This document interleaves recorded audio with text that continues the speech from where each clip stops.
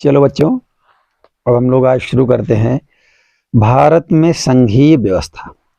अब इसको बड़ा ध्यान से हम लोग पढ़ेंगे। हमारा कंट्री, जो देश हमारा इंडिया है, हमारा अपना देश, इसमें जो हमारा संघीय व्यवस्था है ये कैसे काम करती है। ओके, तो सबसे पहले हम लोग देखेंगे कि यहाँ पर एक लड़का जो है मुंह पर उंगली लगाए ऐसे कुछ मना कर रहा है। क्या यह कुछ अजीब बात नहीं है? क्या हमारे संविधान निर्माताओं को मालूम नहीं था कि संघीय व्यवस्था क्या होती है? यानी इसको कन्फ्यूजन है, इस बच्चे को संघीय व्यवस्था में क्या है, कन्फ्यूजन है। और कह रहा है लगता है संविधान निर्माता को पता ही नहीं था कि संघीय व्यवस्था क्या होती है, या वे इसके बारे में कहने से बचना चाहते थे, या तो फिर वो बचना चाहते थे कि भैया सबको बराबर का बंटवारा कर दो। हमने पहले देखा कि बेल्जियम और श्रीलंका जैसे छोटे देशों को भी अपने यहाँ की विविधता को संभालने में बड़ी मुश्किलें आती है। अभी तो ये सही बात है, हम लोग कहानी पढ़ भी चुके हैं कि तो आपने देखा श्रीलंका और बेल्जियम जैसे छोटे देश, बताओ बेल्जियम कैसा अपना हरियाणा के बराबर बताया, और मतलब और दिल्ली या पंजाब के बराबर किसको बताया, श्रीलंका को छोटा बताया। ये छोटे देश में जब विविधता को संभालने में बड़ी दिक्कत आती है। सोचिए कि भारत जैसे विशाल मुल्क में यह काम कितना मुश्किल होगा। अब बताओ, जहां एक छोटा से एक राज्य के बराबर देश, वहां इतनी बवाल मचा है, तो अपने बड़े भारत में तो बड़ी समस्या है जो है संभालने में। क्योंकि भारत में बताओ 28 राज्य और कम से कम 22 भाषाएं। बताओ, वहां 2 ही भाषा थी, वहां कितनी भाषा थी बेल्जियम में? 2 ही। और हमारे यहाँ कितनी भाषा है? 22। बताओ कितनी विविधता है, इसको संभालना बड़ा मुश्किल काम है। बहुत सी भाषाओं, धर्मों और क्षेत्रों के लोग रहते हैं यहाँ पर। बहुत सी भाषा, बहुत से धर्म और कई क्षेत्रों के लोग, यानी अलग अलग क्षेत्रों के लोग रहते हैं भी। जैसे पहाड़ी तरफ चले जाओ तो पहाड़ी लोग रहेंगे, मैदानी लोग अलग रहेंगे, पठारी लोग अलग रहते हैं। आसाम की तरफ चले जाओ, आदिवासी लोग और अलग रहते हैं, यानी बहुत अलग अलग ढंग के लोग रहते हैं। आइए संविधान से ही शुरुआत करें। आइए हम लोग कुछ अपना संविधान शुरुआत करते हैं। बहुत ही दुखद और रक्त रंजित विभाजन के बाद भारत आजाद हुआ। बहुत ही दुखद और रक्त रंजित विभाजन, इसका मतलब जानते हो? जब भारत पाकिस्तान का बंटवारा हुआ तो यानी जब आज़ादी मिलने लगी तो अंग्रेजों ने कह दिया कि भाई जिसको पाकिस्तान में कुछ लोग चले जाओ और हिंदू लोग इधर चले आए। गांधी जी ने हमारे ये कहा कि भैया देखो ऐसा है, जो चाहे हिंदुस्तान तो धर्मनिरपेक्ष देश है, यहाँ चाहे तो मुस्लिम भी रह सकते हैं, हिंदू भी रह सकते हैं, यहाँ किसी के लिए कोई मनाही नहीं है। और लेकिन क्या है कि ज़्यादातर मुस्लिमों ने सोचा कि भाई चलो पाकिस्तान चलते हैं। जब वहाँ पर मुस्लिमों के लिए एक देश दिया जा रहा है तो मुस्लिम वहाँ चले जाएं, और हिंदुओं को भी लगा कि भाई हिंदुओं के लिए देश मिल रहा है भारत, तो हिंदू लोग यहाँ चले आए। हिंदू लोग यहाँ आ रहे थे, लेकिन रास्ते में बड़ा बवाल होने लगा। इधर से जितने मुस्लिम जाते थे तो इधर से जो हिंदू लोग रहते थे उनको लगता था वो ये तो यही गद्दार था, ये तो मुस्लिम यहाँ जा रहा है, इधर से मार पिटाई करके भेज देते थे। ट्रेनें जाती, ट्रेनों में कत्ल कर दिया जाता था। और उधर से जो हिंदू आ रहे थे, उधर से मुस्लिम जो आते थे, सॉरी उधर से जो हिंदू आ रहे थे ना, उधर के जो मुस्लिम थे वो लोग उनका कत्ल कर देते थे। मतलब इधर से लाशें जाती, उधर से लाशें आती थी, आदमी नहीं आते थे। आदमी तो जिंदा बैठते थे ट्रेन में।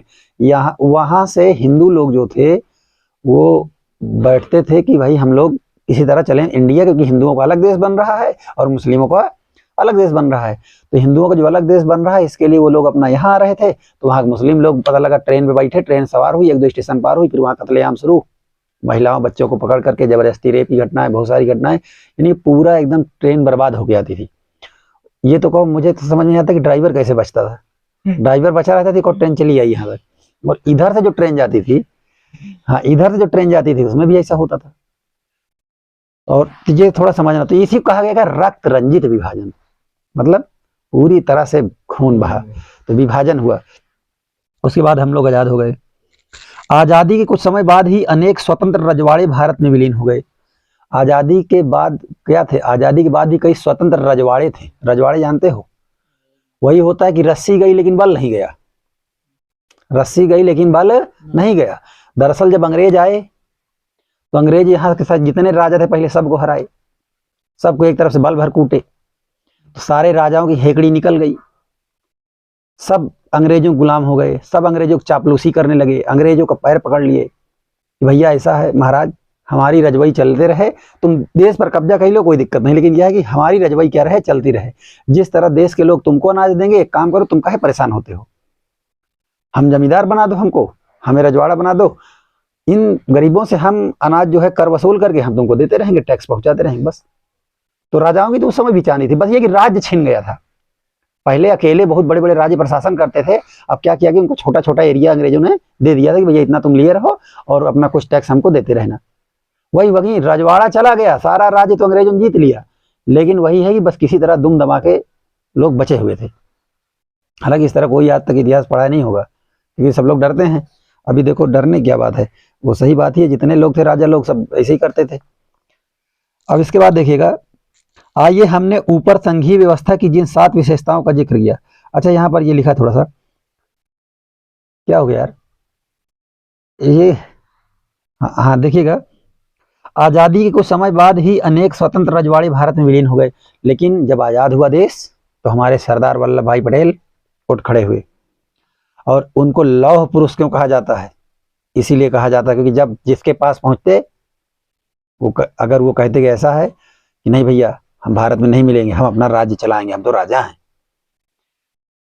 तो सरदार पटेल ये कहते देखो प्रेम से मिल जाओ, और नहीं तो बाद में फिर कुछ भी हो सकता है। हालांकि वो बाहर नहीं समझाते थे, अकेले में समझाते थे राजा को। तो राजा लोग भी सोचते थे यार बाद में मान लो फिर इंडिया से लड़ाई झगड़ा हुआ तो वही सब कब्जा कर लेगी। तो धीरे धीरे कहने मतलब लौह पुरुष सरदार वल्लभ भाई पटेल कम से कम 300 से ज्यादा रियासतें थी, 300 से ज्यादा छोटे मोटे राजा थे, बताओ इतने बड़े देश में सब अपने आप को राजा लगा देते। काहे लिए राजा? किसी काम के नहीं। अरे अंग्रेजों से पहले जो राजा थे, अंग्रेजों से पहले जो राजा थे ना, वही अंग्रेजों के समय भी राजा थे। अंग्रेज आ गए तो क्या किए, पहले यहाँ की जो गरीब आबादी थी पहले गुलाम थी। किसके गुलाम थी? राजा की। जब अंग्रेज आ गए तो अंग्रेज ने किसको गुलाम बना लिया? राजाओं को। बस इतना ही तो हुआ था। अंग्रेज जनता को थोड़ी गुलाम बनाए थे, अंग्रेज राजाओं को गुलाम बनाए थे। और राजाओं से टैक्स लेते थे, तो राजाओं ने क्या किया, क्योंकि राजा अगर मान लो राजा जो जितनी मात्रा में टैक्स ले रहे हैं, जब अंग्रेज भी मांगने लगे तो राजाओं ने टैक्स डबल कर दिया, कुछ अपने पास रखते कुछ अंग्रेजों को देते, यही चलता रहा था सिस्टम। तो राजाओं की हमेशा रजवाई चलती थी, तो वही लोग राजा थे। अच्छा जब अंग्रेज जाने लगे तभी तो ये लोग जो और गरीब लोग थे, इनके मसीहा यानी B.R. अम्बेडकर लोग, ये लोग उठ खड़े हुए। इन्होंने कहा कि भैया तुम तो एक गुलाम को छोड़ते जा रहे हो, किनको गुलाम को? राजाओं को। हम लोग तो उनके भी गुलाम हैं, तो ऐसे छोड़ के मत जाइए, कुछ कानून बनवा के जाइए जिससे क्या हो कि हम लोग भी क्या हो जाएं, आजाद हो जाएं। तो इसलिए जो है तो थोड़ा समझना, वही जब अंग्रेज चले गए तो ये सब राजा लोग क्या किए, कहे नहीं हम अपना अपना अलग अलग राज्य चलाएंगे। तो 300 से ज्यादा रियासतें थी। सरदार वल्लभ भाई पटेल पूरे देश में घूम घूम करके हर राजाओं को राजी के कि इसमें भारत में सब लोग मिल करके एक भारत बनाते हैं। एक हैदराबाद का जूनागढ़ का कोई एक मुस्लिम शासक था, वो नहीं माना। एक जम्मू कश्मीर के राजा हरि सिंह, हिंदू राजा थे, पॉपुलेशन मुस्लिम थोड़ी ज्यादा थी, लेकिन राजा कौन थे? हिंदू ही थे। नहीं माने, में कहा ठीक है भैया जब तक हम जिंदा हैं तब तक हमको थोड़ा सा ऐश कर लेने दो राजा के नाम पे, बाकी फिर जमा कर लो। उनको देशों से मतलब नहीं था, उनको अपना रजवाई से मतलब था। माने ही नहीं। तो ये से इनको क्या किया कि किसी तरह शामिल किया गया। बाद में वो अलग बात है कि हालांकि उनका झुकाव इंडिया की तरफ था, तो भारत से थोड़ा ज्यादा मेल मिला था, तो पाकिस्तान को लगा कि इससे पहले ही भारत कब्जा करे, हम पहले ना आक्रमण कर लें। तो भारत कुछ नहीं किया, भारत अपने यहाँ बैठा था, पाकिस्तान पहले ने अपना सेना वहां लगा दिया। उत्तर प्रदेश में भी कोई राजा रहा होगा? हाँ इधर भी छोटे छोटे राजा वगैरह थे, सब अवध के प्रांत के सब छोटे मोटे रहे होंगे। वैसे 300 से ज्यादा रियासतें बता रहे। अभी आपका देखो उनका सिंधिया परिवार, अभी इस समय केंद्र मंत्री हैं ज्योतिरादित्य सिंधिया, उसके बावजूद कांग्रेस की तरफ से यही थे ज्योतिरादित्य सिंधिया। और देखो जब कांग्रेस हार गई तो आ गए बीजेपी में। इनको मलाई खाना है, इनको मंत्री हमेशा रहना है, आजादी के पहले से लेकर आजादी के आज तक ये मलाई खाएंगे। सरकार किसी की हो बस चापलूसी कर लो, वहां शामिल हो जाओ। और ये सब जो है आजादी के दिन बहुत बढ़िया झंडा फहराते हैं, एकदम बढ़िया लंबे लंबे झंडे। इनको लगता है यही सबसे बड़े देशभक्त हैं। लेकिन ये कि सत्ता किसी की हो, देश से कोई मतलब नहीं, बस इनको विचारधारा से कोई मतलब नहीं, बस इस पार्टी से उसमें घुस जाना है, उसमें से घुस जाना है। क्यों? पैसा आता रहे, पैसा नहीं आएगा तो रजवाई सारी चली जाएगी। तो ऐसे ही लोग होते हैं, तो ऐसे बहुत सारे लोग थे। अब आगे थोड़ा देखिएगा, इसमें संघ शब्द नहीं आया। भारतीय संविधान ने भारत को राज्यों का संघ घोषित किया, इसमें संघ शब्द नहीं आया, पर भारतीय संघ का गठन संघीय शासन व्यवस्था के सिद्धांत पर हुआ। मतलब ऐसे भारतीय संविधान ने भारत को राज्यों का संघ कहा, भारतीय संविधान ने भारत को क्या कहा? राज्यों का संघ। और अच्छा हुआ राष्ट्रों का संघ नहीं कहा। राष्ट्रों का संघ कौन बनाता है? United state of America. America लोग कैसा है, राष्ट्रों का संघ है। सोवियत संघ क्या था, राष्ट्रों का संघ था, और इसीलिए बाद में टूट के सब अलग हो गए। लेकिन भारत क्यों नहीं टूटेगा, क्योंकि भारत राष्ट्र का संघ, हमने कई राष्ट्रों को नहीं मिलाया, हमने किसको मिलाया, राज्यों को मिलाया, और राज्य तो हमारे ही हैं। तो ये जो है एक है भारत हमारा। आइए हमने ऊपर संघीय व्यवस्था की जिन 7 विशेषताओं का जिक्र किया था उन्हें फिर से देख लें। हम देख सकते हैं कि ये सभी बातें भारतीय संविधान के विभिन्न प्रावधानों पर लागू होती हैं। संविधान ने मौलिक रूप से 2 स्तरीय शासन व्यवस्था का प्रावधान किया था। जो हमारे संविधान था, हमारे संविधान में जो संघीय व्यवस्था थी, संघ को क्या बताया गया है, एक समझौता बताया गया ना, शासन करने के लिए एक विभिन्न स्तर पर एक समझौता। तो भारतीय संविधान ने क्या किया कि जो हमारे देश का संघ बनाया उसको 2 स्तर पे बताया। एक पहला संघ बनाया कि संघ सरकार, या जिसको हम लोग कहते हैं केंद्र सरकार कहते हैं, और एक क्या बनाया, राज्य सरकारें। तो भारत में संघीय व्यवस्था कितने स्तर पे काम करती है, 2 स्तर पे, एक केंद्र स्तर पे और एक राज्य स्तर पे। केंद्र स्तर को क्या बोलते हैं, संघ सरकार या केंद्र सरकार, और राज्य स्तर को राज्य सरकार। 2 स्तर पे काम करती है। केंद्र सरकार को पूरे भारतीय संघ का प्रतिनिधित्व करना था। जो केंद्र सरकार होगी वो पूरे भारतीय संघ का प्रतिनिधित्व करेगी। पूरे भारतीय संघ मतलब इसमें पूरा भारत का उत्तर से लेकर दक्षिण, पूर्व से लेकर पश्चिम, गुजरात से लेकर असम तक, और उधर कश्मीर से लेकर कन्याकुमारी तक। कश्मीर इधर कहाँ हो गया, कश्मीर उत्तर में, दक्षिण में तमिलनाडु, और उधर पूर्व में पश्चिम में गुजरात, और पूर्व में असम। तो ये सब जो है इनका प्रतिनिधित्व, यानी पूरे हर जगह से डेलीगेट्स मतलब प्रतिनिधि कहाँ चुन के जाएंगे, केंद्र सरकार में। इनको पूरा शासन करना है। बाद में पंचायतों और नगर पालिकाओं के रूप में संघीय शासन व्यवस्था का एक तीसरा स्तर भी जोड़ा गया। अच्छा, शुरू में जब संविधान निर्माताओं ने जोड़ा तो केवल 2 ही जोड़ा। क्या क्या जोड़ा, एक केंद्र सरकार और एक राज्य सरकार। लेकिन बहुत बाद में जब थोड़ा सुधार की बात हुई, क्योंकि बाद में लगा कि भाई शासन का बंटवारा ठीक से नहीं हो पाया है, केंद्र और राज्य में तो बट गया है, लेकिन स्थानीय स्तर पे आप गांव में चले जाओ तो अभी भी सबको बराबर अधिकार नहीं मिल पा रहे हैं। पता लगा गांव में जो दबंग व्यक्ति है वही हर बार प्रधानी में खड़ा हो जा रहा है, वही जीत रहा है। नगर पालिका में जो दबंग व्यक्ति है वही हर बार प्रधानी में खड़ा हो जा रहा है, वही जीत रहा है। तो इसलिए यहाँ पर भी एक तीसरे स्तर का सत्ता का बंटवारा किया गया, और यहाँ पर भी बहुत सारी व्यवस्थाएं लागू की गई। बाद में पंचायतों और नगर पालिका, तो चाहे पंचायत हो, चाहे वो आपका जिला पंचायत हो, चाहे ग्राम पंचायत हो, ठीक है ना, चाहे ब्लॉक स्तरीय पंचायत हो, ये तीनों क्या कहलाएगी, पंचायत। यानी गांव की सरकारें क्या हो गई, पंचायतें हो गई, और जो शहर की सरकारें हैं, कस्बों की, वो क्या कहलाएंगी, नगर पालिकाएं। और ये दोनों क्या है, दोनों को एक ही माना गया कि दोनों स्थानीय सरकार। किसी भी संघीय व्यवस्था की तरह अपने यहाँ भी 3 स्तरों की शासन व्यवस्थाओं के अपने अलग अलग अधिकार क्षेत्र हैं। कोई भी शासन व्यवस्था आप उठा के देख लो, जो संघीय शासन व्यवस्था है, जब किसी के बीच समझौता होता है ना कई स्तर पे, तो हर स्तर का अपना अपना अधिकार दे दिया जाता है। तो उसी तरह से हमारे यहाँ भी कितने स्तर पे हो गया, 3 स्तर पे। क्या हो गया, केंद्र, राज्य और स्थानीय। स्थानीय स्तर में कौन कौन आता है, पंचायत सरकारें और नगर पालिका वाली। तो सबके अपने अपने क्या दे दिए, अधिकार दे दिए। संविधान में स्पष्ट रूप से केंद्र और राज्य सरकारों के बीच विधायी अधिकारों को 3 हिस्से में बांटा गया है। संविधान जो हमारा कॉन्स्टिट्यूशन, दुनिया का सबसे महान किताब कौन है, कॉन्स्टिट्यूशन। अगर आप दुनिया की किसी भी किताब को देख लो, आपको कोई ना कोई किताब किसी को छोटा, किसी को बड़ा, किसी को ऊंच, किसी को नीच बताएगी, लेकिन आपकी महिला पुरुष को अलग अलग बताएगी। वो महिला के कर्तव्य अलग बताएगी, पुरुष का कर्तव्य अलग बताएगी। क्योंकि हो सकता है कि धार्मिक किताबों को पुरुषों ने लिखा हो, तो पुरुष अपना कर्तव्य क्या है, थोड़ा कम किए हैं, महिलाओं का कर्तव्य ज्यादा कर दिए हैं कि महिलाओं को सेवा करनी चाहिए। भाई पुरुष बना रहा है धर्म को, तो अपना ही तो लिखेगा, वो किसी भी धर्म में हो। तो इस तरह से जिन लोगों ने किताब को लिखा, जैसे एक कहानी है कि जब तक हिरण अपना इतिहास नहीं लिखेंगे, तब तक हिरणों के इतिहास में शेर की वीर गाथाएं लिखती जाती रहेंगी।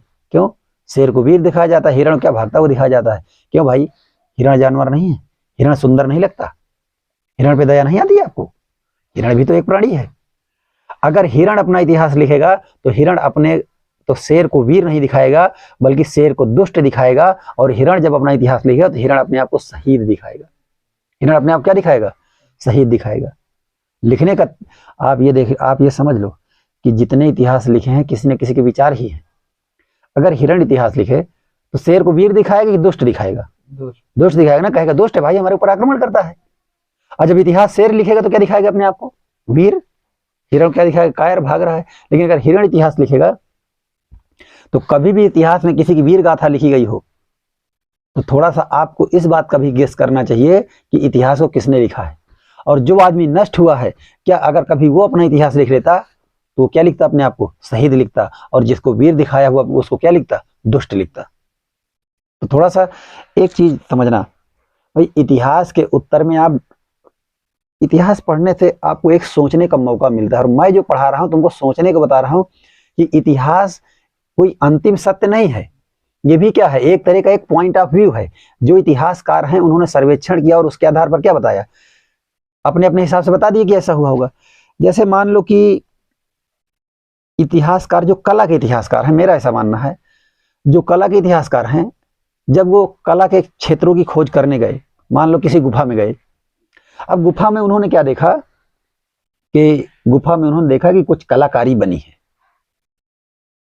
तो उन्होंने कलाकारी को क्या बताया कि इसने देखा कि किसी महिला की मूर्ति बनी हुई है। तो अब सुनना ध्यान से, ये कौन? जो आदमी, दो लोग गए गुफा में, दो लोग खोजने गए। मतलब कोई आदिमानव काल की गुफा थी, बहुत पुरानी थी, पड़ी थी, वहां पर दो इतिहासकार पहुंच गए। एक इतिहासकार है जो धर्म को बिल्कुल नहीं मानता लेकिन बहुत एंटरटेनमेंट करता है, हंसी मजाकिया वाला आदमी है एकदम। मान चलो कि जब खाली टाइम रहता है खूब टाइम पास करता है। वो गया, मूर्ति देखा, ओह आजकल तो हमारे पास टाइम पर पास करने के लिए मोबाइल है। अब पहले टाइम पास करने के लिए क्या है? मोबाइल नहीं था। तो पहले के आदमी जो है चित्र बनाकर टाइम पास करते थे। हो सकता है कोई पुरुष अपने पत्नी के प्रेम में पागल रहा हो, पत्नी को देखकर ही बढ़िया चित्र बना दिया, बनाएगा। और पहले की पत्नियां कैसी रहती होंगी? जानते हो, आदिमानव है, तो आदिमानव वाली स्त्रियां तो इतनी सुंदर रही नहीं होंगी, तो बढ़िया चामुंडी देवी की तरह बना दिया होगा, है कि नहीं? तो वो उस चित्र को क्या मानेगा? आदिमानव की औरतें मान सकता है कि आदिमानव की वाइफें रही होंगी, या आदिमानव ही अपना चित्र बढ़िया भाई उनके पास क्या है? लिखना पढ़ना जानते नहीं थे आदिमानव, बस वही पत्थर से लेकर दीवार वाल पे कुछ खचाते रहते थे, अपना एंटरटेनमेंट करते थे आजकल। लेकिन वहीं एक पहुंच गया धार्मिक व्यक्ति। सुनो, दोनों लोग इतिहास खोजने गए हैं, दोनों को इतिहास की किताब लिखना है, देख कर ही तो लिखेंगे। लेकिन धार्मिक व्यक्ति पहुंच गया, पहले देखेगा तो पहले डर जाएगा, काली देवी, काली महारानी, ये पक्का, इसका मतलब ये पक्का काली महारानी फोटो है। और आदिमानव क्या करते थे? मूर्ति पूजा करते थे। इसको मूर्ति पूजा ख्याल क्यों आया? क्योंकि ये खुद ही धार्मिक है। ये क्या है? खुद ही धार्मिक है। तो जो विचार अपने अंदर से हैं वही थिंकिंग से तो सोचेगा उसको। तो कभी भी कोई जो इतिहास लिखे गए होंगे उसको ये मान के चलिएगा कि ये किसी न किसी के पॉइंट ऑफ व्यू से लिखे गए हैं। पॉइंट ऑफ व्यू मतलब उसके सोचने के तरीके से लिखे गए हैं। तो इन चीजों को बड़ा समझना चाहिए, बड़ा समझदारी से समझना चाहिए इतिहास को। चलिए मैं आपको समझा रहा हूं, हो सकता है कि इधर हमारे कोई साथी जो देखेंगे वीडियो वो भी कुछ इस बात से समझें।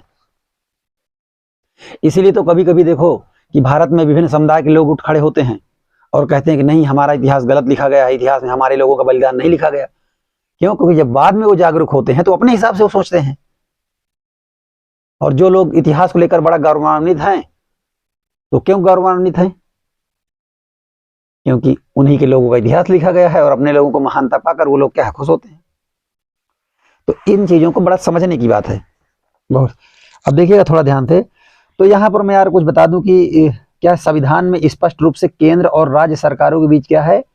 विधायी और अधिकारों की। हालांकि हम लोग देखो कहाँ इतिहास में पहुंच गए, कितनी गहरी गहरी बातें मैं आपको समझाने लगा, और इनको थोड़ा समझिएगा, समझदारों के लिए है ये चीज। केंद्र और राज्य सरकारों के बीच विधायी अधिकारों को 3 हिस्से में बांटा गया। विधायी मतलब कानूनी अधिकार, जो कानूनी रूप से अधिकार हैं उन्हें कितने हिस्सों में बांटा गया है? 3 हिस्सों में बांटा गया है। ये 3 सूचियां निम्न प्रकार की हैं। ये बहुत बढ़िया किए, नहीं तो बड़ा झगड़ा होता रहता। राज्य कहती कि हम टैक्स लेंगे, केंद्र कहती हम टैक्स लेंगे। अब तीनों का अधिकार बांट दिया। केंद्र का क्या क्या अधिकार है? संघ सूची में प्रतिरक्षा, प्रतिरक्षा जानते हैं? डिफेंस। संघ सूची में क्या आता है? प्रतिरक्षा आता है, डिफेंस। डिफेंस सिस्टम कौन देखेगा? देश का केंद्र देखेगा। विदेशी मामले, foreign affairs. What is the meaning of मामले? मामले मीन्स अफेयर्स, अफेयर, अफेयर। जैसे आदमी कहे ना कि इन दोनों के बीच कुछ चल रहा है, अफेयर चल रहा है, तो अफेयर का मतलब सिर्फ वही, अफेयर का मतलब होता है मामला, कुछ, हाँ कुछ मामला चल रहा है। मैटर माने तो मैटर भी मामला होता है, कहीं मैटर माने पदार्थ होता है। देखिए विदेशी मामले मतलब एक होता है एक्सटर्नल अफेयर मिनिस्टर, बाह्य राज्य मंत्री, विदेश मंत्री क्या बोलते हैं? External affair minister. हाँ, तो वो विदेश मंत्री कहलाते हैं। और वो तो विदेशी मामले केंद्र सरकार देखेगी। बैंकिंग का काम कौन देखेगा? केंद्र सरकार। संचार, संचार मतलब बातचीत, चाहे पोस्ट ऑफिस हो, ये सब काम काज जो है एक दूसरे से। संचार क्या होता है? संचार माने होता है बहाव, प्रवाह, किसका? सूचनाओं का। मुद्रा, मुद्रा मतलब रुपया। नोट कब बंद होगी, क्या होगी, राज्य नहीं डिसाइड कर सके। राष्ट्रीय महत्व के विषय, किसके? राष्ट्रीय महत्व के जितने विषय इसको कौन देखेगा? इसको है केंद्र सरकार देखेगी। पूरे देश के लिए इन मामलों में एक तरह की नीतियों की जरूरत है। पूरे देश जो होगा उसके लिए एक ही नीति। देखिए, अगर पता लगा डिफेंस अलग अलग हो जाएगी तो पता लगा राज्य सरकार अपनी सेना लेके केंद्र सरकार से लड़ जाएगी। तो इसीलिए सबको क्या बनानी है? एक ही नीति बनानी है, सबका अलग अलग नहीं बनाना है। तो ये समझ लीजिए कि डिफेंस राष्ट्र की सुरक्षा कौन करेगा? केंद्र करेगा। और पूरे देश के लिए एक नियम बनेगा डिफेंस के लिए। इसी कारण इन विषयों को संघ सूची में डाला गया है। संघ सूची में वर्णित विषयों के बारे में कानून बनाने का अधिकार सिर्फ केंद्र सरकार को है। अच्छा, संघ सूची में जितने विषय हैं, चाहे वो आपका संचार का हो, चाहे डिफेंस का हो, चाहे विदेश मामले का हो, इसके बारे में कानून कौन बना सकता है? केंद्र सरकार। इसमें राज्य कानून नहीं बना सकती। केंद्र सरकार कुछ कानून को केवल लोकसभा से बना सकती है, कुछ कानून को लोकसभा और राज्यसभा दोनों से मिलाकर बनाया जाता है, और कुछ कानून को तो समझ लीजिए केंद्र मतलब लोकसभा, राज्यसभा और आधे से अधिक विधानसभा यहां से बनवाया जाता है। बहुत सारे कानून होते हैं, तो ये अधिकार अलग अलग दिए गए हैं ताकि केंद्र सरकार भी मनमानी न कर सके। अच्छा, राज्य में क्या क्या है? राज्य में है पुलिस। राज्य में क्या है? पुलिस। बिजनेस, व्यापार, वाणिज्य, वाणिज्य मतलब वो आमदनी वाली फसल जो होती है। वाणिज्य मतलब जानते हो, जिन चीजों से आमदनी हो, सामान वामान बेचना उचना, ठीक है ना। कृषि और सिंचाई, जैसे कृषि के बारे में कानून बनाना है और सिंचाई के बारे में कानून बनाना है। और प्रांतीय और स्थानीय महत्व के विषय, प्रांतीय मतलब राज्य के अंदर का ही कोई मामला हो या महत्व के विषय। राज्य सूची में वर्णित विषयों के बारे में सिर्फ राज्य सरकार ही कानून बना सकती है। जो राज्य सूची में से कानून कौन बनाएगा? केवल राज्य सरकार। एक है समवर्ती सूची। समवर्ती में दोनों का मामला, जैसे शिक्षा, शिक्षा के लिए भाई दोनों देख सकते हैं, राज्य भी अपना देखे, केंद्र भी अपना देखे। तो राज्य क्या बनाती है? प्राथमिक विद्यालय, उच्च प्राथमिक विद्यालय, माध्यमिक विद्यालय और उच्च माध्यमिक विद्यालय। माध्यमिक तो प्राथमिक 1 से 5, उच्च प्राथमिक 6, 7, 8 और हाई स्कूल 9, 10, इंटर कॉलेज राज्य सरकार भी अपना बनाती है। केंद्र भी, अच्छा शिक्षा के मामले में केंद्र भी बनाती है, केंद्र भी प्राइमरी बनाती है। केवीएस का आया हुआ है, पीआरटी का फॉर्म, प्राइमरी टीचर का फॉर्म, केंद्रीय विद्यालय का। केंद्र सरकार केवीएस बनाई है, एनवीएस बनाई। केवीएस मतलब केंद्रीय विद्यालय संगठन, एनवीएस मतलब नवोदय विद्यालय समिति। केंद्र सरकार भी अपना देखती है, वो भी अपना केजी से लेकर स्कूल बनाती है जहां जरूरत होती है, ठीक है। तो दोनों लोग शिक्षा में देखते हैं। वन, जंगल के मामले में दोनों लोग कानून बना सकते हैं, केंद्र अपने हिसाब से बना सकती है और जंगल कैसे संरक्षित करता है राज्य अपने हिसाब से। मजदूर संघ, जो मजदूरों का यूनियन होता है, मजदूरों का यूनियन जानते हो? एक मजदूरों का यूनियन होता है। और बता दूं कि हमारे देश में कोई भी संघ या संगठन बना सकता है, चाहे मजदूर का हो चाहे युवाओं का हो, संघ और संगठन बनाने का अधिकार दिया गया है संविधान में। जैसे कुछ लोग होते हैं ना, ग्रुप बना के चलते हैं तो आप लगता हो यार ये सब बड़ा हुड़दंगई कर रहे हैं। कुछ नहीं, हुड़दंगई करने के लिए नहीं, आप किसी नेक काम के लिए कोई भी संगठन बना सकते हैं। जैसे हम लोग चाहें तो हम लोग भी एक संगठन बना सकते हैं नेक काम के लिए। उसी तरह से बता दें, एक संगठन है रेलवे कर्मचारियों का, एक संगठन है AIRMU, all India railway men's union. NCRMU, north central railway men's union. ऐसे करके रेलवे कर्मचारियों का एक क्या है? यूनियन है। और बता दें, जो यूनियन होता है ना, यूनियन में बहुत पावर होती है। यूनियन चाह ले तो सरकार कुछ नहीं, सरकार से अपनी मांगे मनवा सकती है। पहले क्या था कि जो रेलवे कर्मचारी थे उनकी तनख्वाह बड़ी कम थी, और जो ग्रुप डी के कर्मचारी थे या जो कूली वगैरह जो काम करते थे ना स्टेशन पे, इनकी कोई वैल्यू नहीं होती थी। कोई भी आता था, सामान चलो उठाओ, जितना पैसा दिया चला गया, कूलियों कोई पहचान नहीं थी। तो एक जॉर्ज फर्नांडिस उस समय क्या थे? रेल यूनियन के अध्यक्ष थे, जॉर्ज फर्नांडिस। उन्होंने क्या किया? बहुत बड़ी हड़ताल की। पूरे देश के रेल यूनियन के लोग, मतलब रेलवे के जो कूली वगैरह थे, जो कर्मचारी थे, सब लोग, रेलवे ठप हुई थी 3-4 दिन के लिए रेलवे बंद, एकदम ट्रेनें आवाजाही बंद। कई लोगों की जान गई, कई लोगों की जान चली गई। पूरा केंद्र सरकार ने फोर्स लगाई, रेलवे यूनियन में लाठीचार्ज हुआ, पिटाई हुई, तब जाकर बड़ा मामला बढ़ा। और इतना संघर्ष करने के बाद फिर मुझे लगता है केंद्र सरकार और रेल यूनियन, यूनियन मतलब संघ, यूनियन में क्या होता है संघ, संघ में कौन होते हैं कर्मचारी लोग, इन लोगों के बीच बैठक हुई और केंद्र सरकार ने बहुत सारी बातें इनकी मानी। तो याद रखना, कभी भी कि कोई चीज जब आपको चाहिए तो उसके लिए बलिदान जरूरत होती है, बलिदान चाहिए, त्याग चाहिए। वो उस समय हुई, तब उसके बाद से रेल तब से आज तक बंद नहीं हुई। आजकल तो जितने यूनियन बने हैं, यूनियन में क्या होता है, जो कर्मचारी होते हैं ना, हर महीने उनके हर महीने या 6 महीने में उनके खाते से 500 या कुछ रुपए चंदा कटता है। वो सरकार की तरफ से है ना, सरकार संघ को मान्यता दे देती है कि भाई अगर आपको कर्मचारियों कोई मांग है तो अपने यूनियन के माध्यम से रखें, क्योंकि सरकार एक एक आदमी से तो बात करने नहीं जाएगी। तो सरकार क्या करती है, अपना यूनियन बना लो और एक यूनियन का क्या चुन लो, लीडर चुन लो। आपकी जितनी मांगे अपने लीडर को बता दो, लीडर आके हमसे क्या कर ले, बात कर ले। और सरकार यहीं पर चाल चल गई। यही तो आजकल सरकारों की यही तो चाल है। जानते हो क्या करता है, जो रेल के यूनियन होते हैं या किसी भी संगठन के यूनियन होते हैं, जैसे मान लो हमने एक विद्यार्थियों का संगठन बनाया, विद्यार्थियों के संगठन में जो हेड होगा वो जाएगा विद्यार्थियों की तरफ से बात करने का, सर भर्ती निकालिए, पहले छात्रों का आंदोलन होगा, फिर कहेंगे भर्ती निकालिए। सरकार कहेगी ऐसा है, कोई एक नेता आ जाओ आप में से कोई, और हम लोग बैठ के बातचीत कर लेते हैं। जब वहां नेता पहुंचेगा, सरकार कहेगी, अंदर बुलाए, कहेगी ये पगले अभी गोली मार देंगे। अब कहेंगे देखो बाहर जो बैठे हैं ना, इनको कुछ नहीं होगा। क्या कहेंगे, उठा लो थोड़ा बता दो। जब से यूनियन बन गया, जैसे रेल यूनियन की मैं बात करूं, विद्यार्थियों को तो छोड़ना, तो रेल यूनियन के जो हेड होता है, क्योंकि जैसे मान लो यूनियन होगी तो मीटिंग होगी, मीटिंग खर्चा कौन करेगा, तो लोग सब चंदा जमा करते हैं ताकि मीटिंग का खर्चा सबके चंदे के पैसे से आए।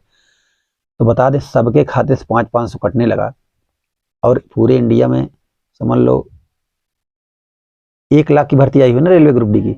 सोचो कम से कम 2 से 2.5 लाख कर्मचारी हैं रेलवे के, 2.5 लाख आदमी से 500-500 का गुणा करो, कितने करोड़ रुपया रेलवे यूनियन के खाते में चंदा के रूप में पैसा इकट्ठा हो जाता है। और जो रेलवे यूनियन का हेड है ना, उसी पैसा को लेकर के चरपहिया में आराम से घूमता है, पूरी जिंदगी ऐसे करता है। उसके बाल बच्चे विदेशों में पढ़ रहे होंगे, और उस पैसा को लेके जाता है। जब कर्मचारी कहते हैं कि भाई हड़ताल करो, हमारी कुछ मांगे मनवानी है, सैलरी और बढ़ाई जाए, तो रेल यूनियन के जो हेड होते हैं ना, कहेंगे ठीक है आपकी मांगे मानी जाएगी। हड़ताल कर देंगे एक दिन, सरकार बुलाएगी रेल यूनियन के जो हेड होते हैं कि आओ भाई क्या मांग है आपकी, अंदर बैठा के बस वही रेल यूनियन के आदमी को 2-4 करोड़ रुपए जेब में सरकार डाल देगा, ऐसा चुपचाप जाओ। तो वो आके बाहर कहता है देखिए सब आपकी मांगे मान ली गई हैं, 2-4 महीने में काम हो जाएगा, सब शांत। और गरीब आदमी कितने दिन हड़ताल करेगा यार, दोबारा हिम्मत नहीं पड़ती है। तो आजकल की यूनियनों में दम नहीं है, इनके जो हेड है सब पैसा खा रहे हैं। और पहली चीज तो रेलवे का जो कर्मचारी है पता किससे तंग है, अपने अधिकारियों से। और सबसे बड़ी बात है कि जितनी भी यूनियन बनी है, भाई कर्मचारी ये चाहता है कि काम में क्या हो, सुधार हो, और काम में सुधार करने के लिए क्या करता है, अपने अधिकारियों के खिलाफ वो शिकायत करना चाहता है। लेकिन अधिकारियों के खिलाफ शिकायत कहां से करेगा, जिस यूनियन के जो हेड होते हैं वो कौन है पता है, अधिकारी ही है। तो करे किससे करे, ये समझ लीजिए करे किससे करे। रेलवे कर्मचारी जो ग्रुप डी का है, अपने जेई के खिलाफ अगर शिकायत करना चाहता है तो पता लगा जो उसका जेई है वही रेलवे यूनियन का हेड है। अब किसके पास करे, वो शिकायत लेके जाएगा ही नहीं।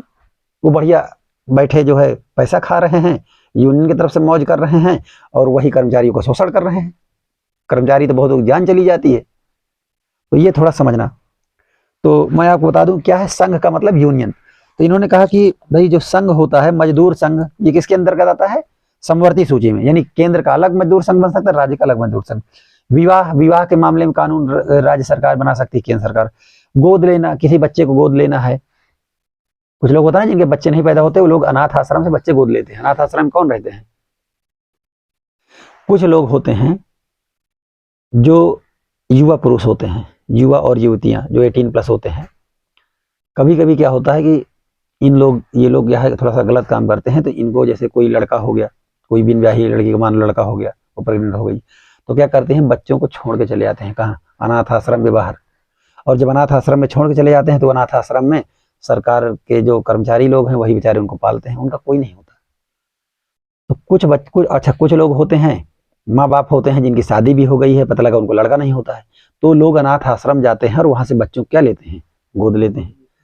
तो वहां से लिखा पढ़ी से गोद लिया जाता है कि हम बच्चे को ले जा रहे हैं वहां चेक। अच्छा, अनाथ आश्रम वाले कभी कभी चेक करने भी आते हैं कि पता लगा लड़के को वास्तव में अपने बच्चा समझ के पालने ले गए हैं कि कुछ लोग क्या करते हैं ना, वो अनाथ आश्रम गोद ले लेते हैं, यहाँ घर पे काम करवाते हैं, उससे नौकर की तरह रख लेते हैं। तो ये जो है, तो अनाथ आश्रम देखो कुछ लोगों को तो गलत काम के लिए है, कुछ लोगों के ठीक काम के लिए है। तो ये जो है, तो गोद लेने कानून कौन बनाता है? ये समवर्ती सूची में है। और उत्तराधिकार मतलब पिताजी से संपत्ति मिलेगी कि नहीं मिलेगी, उनका उत्तराधिकार कौन होगा, ये कानून कौन बना सकता है? दोनों, जो केंद्र के साथ राज्य सरकार की साझी दिलचस्पी में आते हैं, यानी दोनों लोग मिल बांट करके बना लेते हैं, राज्य कह देगा केंद्र अपना बना लेंगे। इन विषयों पर कानून बनाने का अधिकार राज्य सरकारों और केंद्र सरकार दोनों को है। लेकिन जब दोनों के कानूनों में टकराव होता है, कभी कभी दोनों कानून में लड़ाई हो जाती है, मतलब अगर राज्य कह रहे नहीं भैया हम विवाह की उम्र इतने से इतना कर देंगे, केंद्र कहेगा नहीं हम इतने से इतना चाहते हैं, अब दोनों के बीच क्या हो गई? लड़ाई। तो समवर्ती सूची में अक्सर लड़ाई होया करती है, दोनों का मामला है, उसमें दोनों कानून बना रहे हैं अलग अलग। तो जब दोनों का मामला होता है तो मामला कहाँ जाता है? न्यायालय। और न्यायालय मतलब सुप्रीम कोर्ट। तो इसका डिसाइड कौन करता है? Supreme court. और ज्यादातर मामलों में क्या होता है, जब ऐसे कभी मामला होता है तो इसमें लिखा है लेकिन जब दोनों कानूनों में टकराव हो तो केंद्र सरकार द्वारा बनाया कानून ही मान्य होता है। मतलब अगर केंद्र ऑब्जेक्शन नहीं ले रहा है तो राज्य कानून क्या है? मान्य है। लेकिन अगर केंद्र ने भी कानून बना दिया जिसमें दोनों का मैटर है, राज्य को कुछ स्पेशल दिए गए हैं, अगर राज्य उसमें बनाता है तो केंद्र कुछ नहीं कर सकता।